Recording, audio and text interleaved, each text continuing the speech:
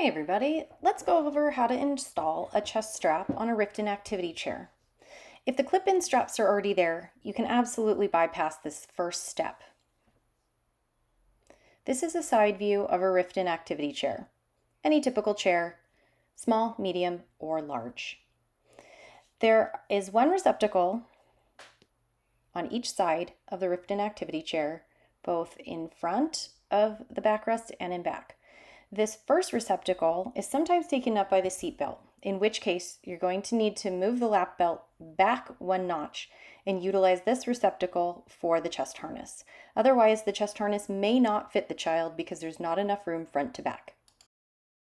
The circle is surrounding the receptacle that you're going to need to install the chest harness into. Below the receptacle is a small button that will need to be depressed in order to be able to fully insert the clip end of the chest harness into the receptacle. Sometimes you're able to get that in there without pushing the button, but generally you need to push the button with either a pen or an Allen wrench, and either pull if you're removing or push if you're installing. In my hand is the end that will need to be inserted into the receptacle for the clip end of the chest harness. As you can see, I'm depressing the button and I'm pushing, but unfortunately I've got the wrong side, and these are sided. So what you need to do is make sure that the smooth part of the webbing is facing out away from the seat, just like so, and then you're going to put the receptacle or the inserted end into the receptacle and pull to make sure you've got it nice and secure. You're going to do the same thing on the other side.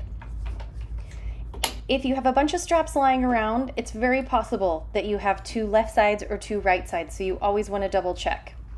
Then what you're going to do is you're going to take the clip end of that strap and clip it right in to the bottom of the chest harness.